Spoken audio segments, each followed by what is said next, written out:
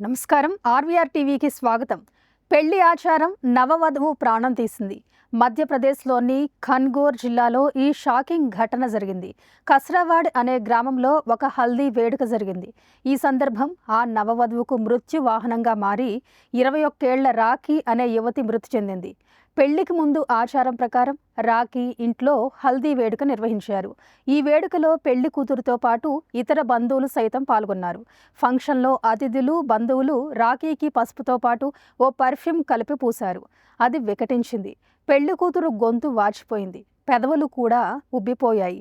శరీరం అంతటా ఎర్రటి దద్దుర్లు వచ్చాయి. దీంతో వెంటనే తల్లిదండ్రులు ఆమెను ఆసుపత్రికి తరలించారు. పరిస్థితి విషమించింది. అక్కడి నుంచి మరో ఆసుపత్రికి అంబులెన్స్లో తరలిస్తుండగా గొంతువాపు మరింతగా పెరిగిపోయింది. ఏం జరుగుతుందో బంధువులు తెలుసుకునే లోపు వధువు రాఖీ ప్రాణాలు విడిచింది. దీంతో కుటుంబ సభ్యులు ఇంటి ముందు వేసిన పెళ్లి మండపాన్ని తొలగించారు.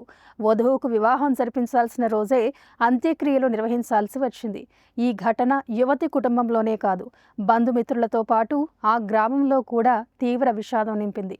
కుటుంబ సభ్యులు పోలీసులకు సమాచారం ఇవ్వకపోవడంతో ఘటన ఆలస్యంగా వెలుగులోకి వచ్చింది. విషయం తెలుసుకున్న పోలీసులు, వైద్యులు రంగంలోకి దిగారు. వధువుకు రాసిన పసుపు, పర్ఫ్యూమ్ల శాంపిల్స్ సేకరించి పరీక్షల నిమిత్తం ప్రయోగశాలకు పంపారు. మధ్యప్రదేశ్లో జరిగిన ఈ ఘటన ప్రస్తుతం సోషల్ మీడియాలో తెగ వైరల్ అవుతోంది. ఇలాంటి కరెంట్ అప్డేట్స్ కోసం చూస్తూనే ఉండండి మన ఆర్వీఆర్ టీవీ. లైక్ చేయండి, షేర్ చేయండి, సబ్స్క్రైబ్ చేయండి.